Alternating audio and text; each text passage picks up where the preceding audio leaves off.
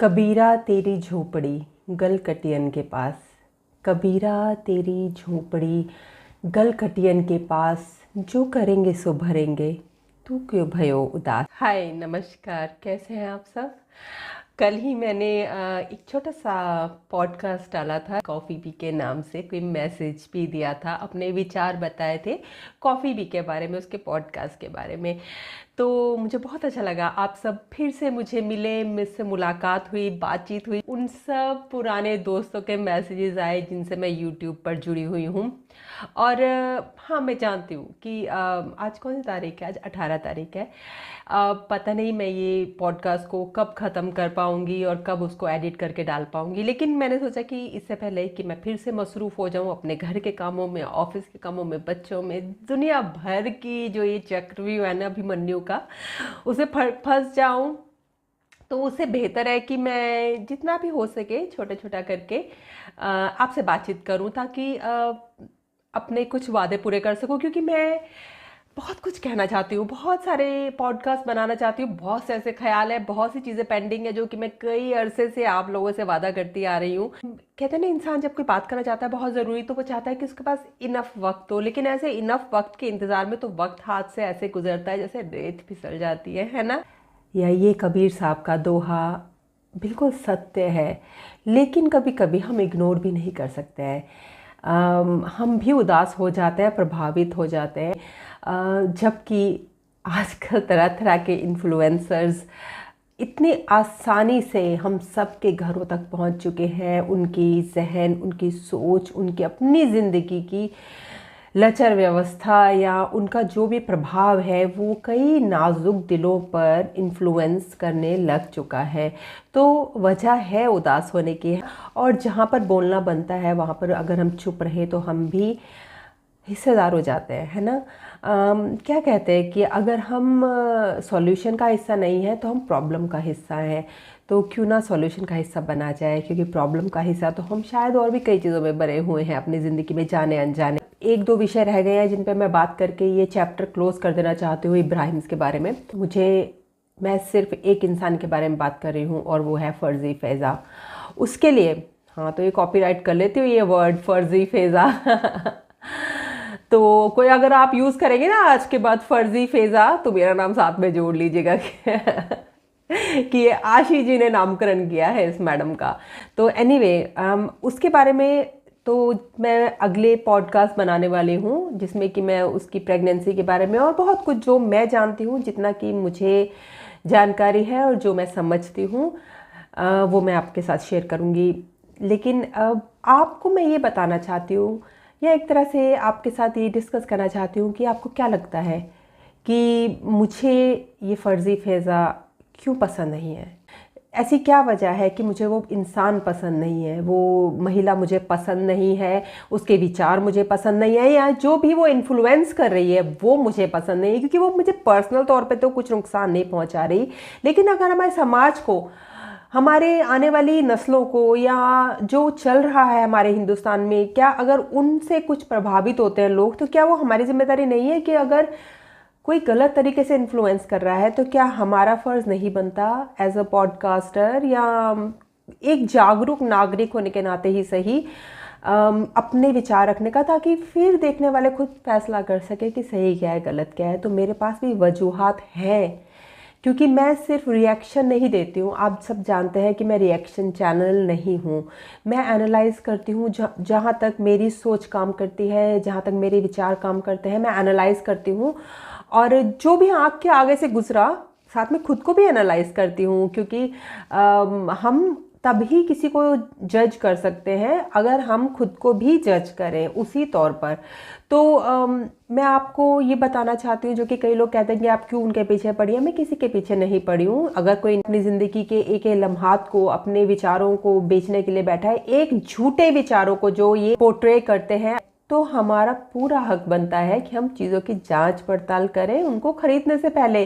तो जो कह रहे हैं ये इन्फ्लुएंसर्स, क्या वाकई में ये उन चीज़ों को मानते हैं, अपनी चीज़ ज़िंदगी में उतारते हैं, या कितने पानी में है ये इन्फ्लुएंसर्स। तो अगर वो अपने सोच विचार को पब्लिक में रखते हैं, अपनी ज़िंदगी को पब्लिक में रखते हैं, तो हमें भी डायसेक्ट करने का उनको पूरा हक बनता है, राइट। तो बिना किसी वजह के तो हम कुछ नहीं करते ना। तो मैं अपनी तरफ से आपको बताती हूँ, आज बहुत सी वजूहात को मैं इग्नोर भी कर दूँ इस ख़ास इन्फ्लुएंसर की, तो 2 वजूहात को मैं एक नारी होने के नाते, एक महिला होने के नाते कभी भी इग्नोर नहीं कर सकती। तो ऐसी 2 वजह हैं जिसकी वजह से मैं फ़ैज़ा बेगम को, फ़र्ज़ी फ़ैज़ा बेगम को बिल्कुल पसंद नहीं करती हूँ।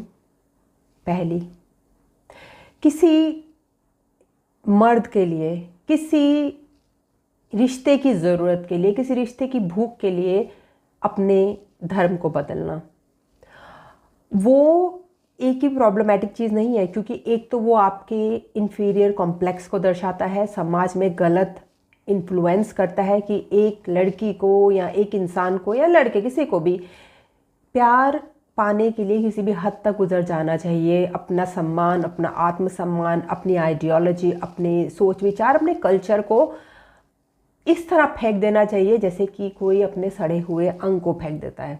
अगर वो ये पर्सनल तौर पे रखते, अपनी ज़िंदगी में अपनी 4 दीवारी के अंदर रखती अपना ये फैसला, तो कोई प्रॉब्लम नहीं थी। अगर इस बात को वो मानती, ऑनेस्टली मान लेती कि जी हाँ, मेरे लिए धर्म कोई मायने नहीं रखता और मेरे लिए ये रिश्ता ज़्यादा मायने रखता है, तो मैंने अपने आत्मसम्मान को घूरे में या कूड़े में फेंक दिया है और मैंने अपने पार्टनर का मजहब इख्तियार कर लिया है सिर्फ इसलिए ताकि मैं उसके साथ एक शादीशुदा ज़िंदगी बसर कर सकूं, मुझे एक मर्द का प्रोटेक्शन मिल जाए। अगर वो ये कहती ईमानदारी से, तो हम कभी भी उनको किसी तरह से क्रिटिसाइज़ ना करते। लेकिन क्योंकि वो इन्फ्लुएंसर बनकर, एक मुखौटा ओढ़कर अपने आप को एक परफेक्ट इंसान दिखाने की कोशिश में हमारे समाज को इन्फ्लुएंस कर रही है और यह दूसरे देश के लोगों को खुश करने के चक्कर में अपने देश को, अपने देश के त्योहारों को, अपने देश के लोगों को, संस्कारों को अपमानित करती है, और ये बिल्कुल भी सहन के योग्य नहीं है। और इस वजह से भी मैं ऐसी इंसान को पसंद नहीं करती हूँ। मैं रोस्ट नहीं करती हूँ, मैं सिर्फ एनालाइज करके सत्यता सामने रखती हूँ। और जो दूसरी सबसे बड़ी बात है, मैं एक माँ हूँ, और जो दूसरी सबसे ज़्यादा माफ़ी के लायक बात नहीं है वो है फ़ैज़ा बेगम का किसी एक रिश्ते को शुरू करने के लिए अपने पुराने जो सबसे ज़्यादा मजबूत रिश्ता, दुनिया के और सारे रिश्ते कमज़ोर हो सकते हैं, लेकिन एक माता पिता का अपनी संतान से और एक संतान का अपनी माता पिता से जो रिश्ता है ना, उसकी जो सत्यता, उसकी जो पवित्रता है, उसको अगर कोई भी ठेस पहुंचाता है तो वो इज़्ज़त के, सम्मान के योग्य नहीं है। तो फ़ैज़ा बेगम ने, जी हाँ, फ़ैज़ा बेगम की बेटी है, फ़ैज़ा बेगम की संतान है, और उसने वो रिश्ता छोड़ा है जिस तरह से उसने अपना धर्म भी छोड़ा है कई बार किसी पुरुष के लिए। तो इससे उसकी कमज़ोरी नज़र आती है कि वो अपने आप में कुछ नहीं है, कि वो स्त्री अपने आप में कुछ नहीं है, इन्फ्लुएंस करने की तो बिल्कुल हकदार नहीं है। उसने रिश्तों के लिए अपनी संस्कार, अपने पहचान कपड़ों की तरह बदली है। और फिर जो सबसे ज़्यादा बड़ी चीज़ है, माफ़ी के लायक नहीं है, वो है एक माँ होने के बावजूद अपने बच्चे को छोड़ना किसी पुरुष के लिए या अपनी नई ज़िंदगी के लिए। अगर कोई ये कहता है कि नहीं, उनकी संतान नहीं है और आपके पास क्या सबूत है, सबूत हमें देने की ज़रूरत नहीं है, क्योंकि इन्फ्लुएंसर वो हैं, आज तक उन्होंने स्पष्टीकरण नहीं दिया है आके कि हाँ मैंने छोड़ा है अपनी संतान को नए रिश्ते के लिए, या नहीं मेरी कोई संतान नहीं है। तो क्या वजह है कि उन्होंने ऐसा कोई भी स्टेटमेंट नहीं दिया आज तक। उनका फ़र्ज़ बनता है, क्योंकि वो समाज में आकर इन्फ्लुएंस कर रहे हैं, पैसा कमा रहे हैं, एक झूठी पिक्चर दिखा रहे हैं, तो उनका फ़र्ज़ बनता है आके अपनी ज़िंदगी को सामने रखने का, और अगर कोई सवाल उठ रहा है तो उसका जवाब देने का। और अगर उन्होंने आज तक जवाब नहीं दिए हैं, कितने लोगों ने सवाल उठाए हैं, तो वो बस सिंपली इग्नोर कर रही है। मैं इसमें जुल्फ़ों वाले गुलफाम को नहीं लाऊंगी, क्योंकि मैं उससे किसी तरह की उम्मीद नहीं कर रही हूँ, क्योंकि उसने ये रिश्ता अपनी शर्तों पर कबूल किया है फ़र्ज़ी फ़ैज़ा के साथ। इसलिए मैं जनाब को कसूरवार नहीं ठहराऊंगी, क्योंकि हर एक इंसान का अपना खुद का फैसला होता है। बच्ची नहीं है ये फ़र्ज़ी फ़ैज़ा बेगम, उसने सोच समझकर ही अपनी ज़िंदगी का फैसला किया है, तो कोई भी जिम्मेदार नहीं है, और ना इब्राहिम फैमिली ना कोई और। ये सिर्फ और सिर्फ जो ये भांडा या ठीकरा फूटता है ना, या ये जिम्मेदारी का जो एक कफन है ना, वो फर्जी फैज़ा बेगम के सर पर है। और अगर वो सच है तो वो आज तक क्यों नहीं जवाब दे पाई? आके उसने क्यों नहीं साफ साफ कहा कि नहीं या हाँ? मैं ये मानती हूँ कि ये कोई कोर्ट नहीं है, यहाँ पर कोई किसी को मजबूर नहीं कर सकता, लेकिन इस बात की प्रामाणिकता, इसकी सत्यता इस बात से साबित होती है कि वो इंसान आज तक इस बात को ना झुटला पाई है, ना अपना पाई है कि मेरा इस तरह का कोई प्रीवियस रिश्ता था, या मेरी संतान है, या मेरी संतान थी, या मैंने उसको छोड़ा या नहीं छोड़ा। तो उस औरत की चुप्पी, और भी बहुत सी बातें हमें पता है, लेकिन उस औरत की चुप्पी ही इस बात को और प्रमाणित करती है और स्ट्रॉन्ग करती है कि उसने कई रिश्ते पीछे छोड़े हैं। मैं ये नहीं कहती कि अगर आप शादीशुदा इंसान थे और आपको किसी से प्यार नहीं हो सकता है, ज़िंदगी में सब कुछ चलायमान है, लेकिन गलत क्या है कि आप किसी एक रिश्ते में रहते हुए उससे सच्चाई से अलग ना होते हुए दूसरे रिश्ते में जाओ, और फिर जो सबसे बड़ी बात है, एक माँ होने के बावजूद आप अपनी संतान के साथ ईमानदार ना हो पाओ, उसकी जिम्मेदारी ना निभा पाओ, उसको छोड़कर आगे बढ़ जाओ, तो आप इज्जत के लायक नहीं हो। हर एक इंसान को हक है, हर एक इंसान ग्रो होता है, ज़िंदगी में मूव ऑन कर सकता है, और एक्स्ट्रा मैरिटल अफेयर्स भी होते हैं। मैं ये नहीं कहती वो सही है या गलत है, लेकिन गलत ये है कि अगर आपको किसी और से प्रेम हो जाता है तो आप अपने पिछले रिश्ते को इज्जत के साथ, ईमानदारी के साथ अपनी सच्चाई बता दें, और फिर उस रिश्ते से अलग होकर अगले रिश्ते में मूव ऑन कर लें। इससे दूसरा, पहले वाला इंसान, मैं ये नहीं कहती कि पहले वाले रिश्ते का इंसान आसानी से शायद एक्सेप्ट कर पाए या ना कर पाए, लेकिन कभी ना कभी तो आप पहले रिश्ते में अपनी खुशी से आए होंगे ना। तो अगर आप दूसरे रिश्ते में जाना चाहते हैं तो अपनी ईमानदारी से अपने पुराने रिश्ते की भी इज्जत रखते हुए उनसे साफ कह दें कि देखिए, मैं आपके हाथ रिश्ते में थी, लेकिन अब मैं अपनी ज़िंदगी में आगे बढ़ना चाहती हूँ, या मेरी कोई और मुझे कुछ और चाहिए है। तो इस तरह से भी रिश्तों से अलग हुआ जा सकता है, जिससे कि थोड़ी इज्जत रह जाएगी आपकी भी, और उस रिश्ते को भी थोड़ी सी इज्जत मिल जाती है जिससे आप अलग हो रहे हैं, एक क्लोजर मिल जाता है।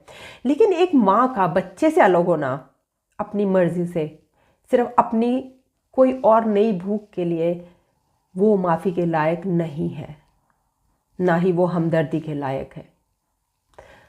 आप क्या कहते हैं कि क्या मैं जिन दो बातों पर फर्जी फैज़ा बेगम के बारे में बात करती हूँ, या पॉडकास्ट बनाती हूँ, या एनालाइज करती हूँ, क्या मैं अपनी जगह सही हूँ या नहीं? रिश्ते जायज़ या नाजायज़ हो सकते हैं, लेकिन उन रिश्तों से हुई संतान कभी भी नाजायज़ नहीं होती है। माता पिता के रिश्ते गलत या सही हो सकते हैं, माता पिता के रिश्ते सफल या असफल हो सकते हैं, उनकी संतान नहीं। मैं थोड़ी सी इमोशनल हो गई थी बात करते करते, तो मुझे पॉज करना पड़ा। मेनोपॉज से गुजरना भी आसान नहीं होता। एक तो हम वैसे ही सेंसिटिव है, ऊपर से हम महिलाओं को मेनोपॉज से भी गुजरना पड़ता है, तो एक भावनाओं का एक ज्वार भाटा सा रहता है, राइट। खैर, मैं बात कर रही थी कि एक माँ और बच्चे का जो रिश्ता होता है ना, उसमें डिसऑनेस्टी की कोई जगह नहीं है।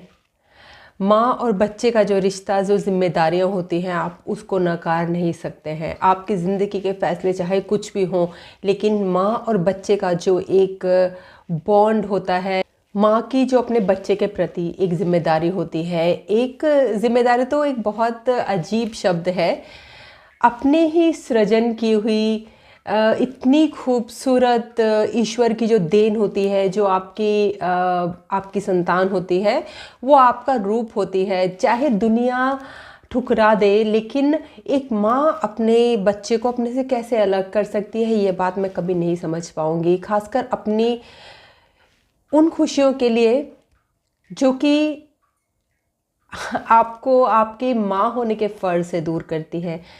अगर आप अपनी संतान से प्यार नहीं कर सकते तो आप किसी से प्यार नहीं कर सकते। इस बात को बिल्कुल सत्यता से कह सकती हूँ।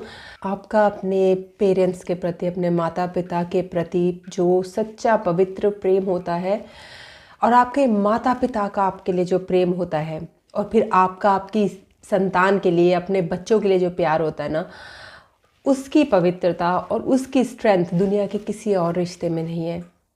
पति पत्नी का रिश्ता एक विश्वास का रिश्ता है, लेकिन वो रिश्ता ज़िंदगी में काफ़ी देर बाद परिपक्व होता है।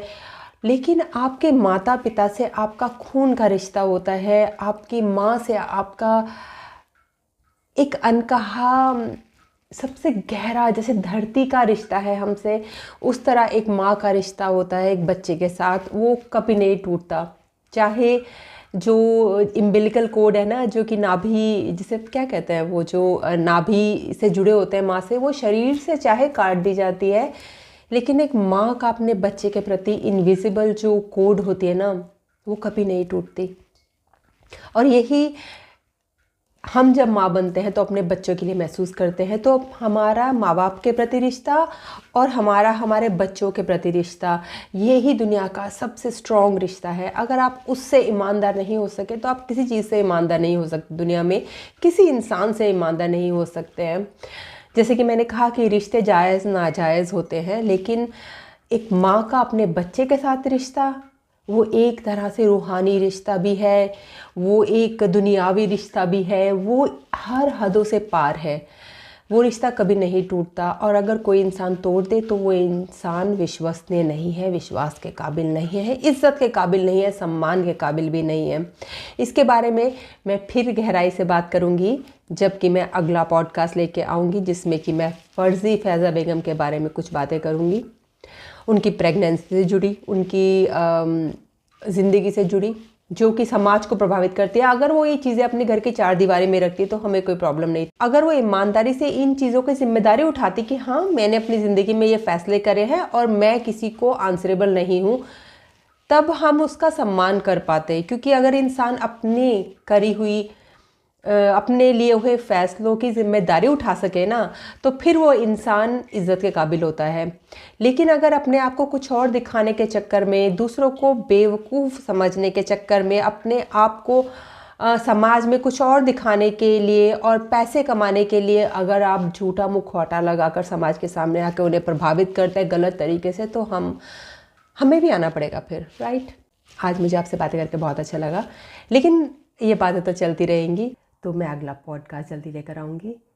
तब तक रखिए आप अपना ख्याल और एक दूसरे का भी। जिए और जीने दें। अपनी ज़िंदगी में जो भी फैसले लें उनकी ज़िम्मेदारी उठाएं, ताकि आपको किसी के सामने शर्मसार ना होना पड़े। नमस्कार।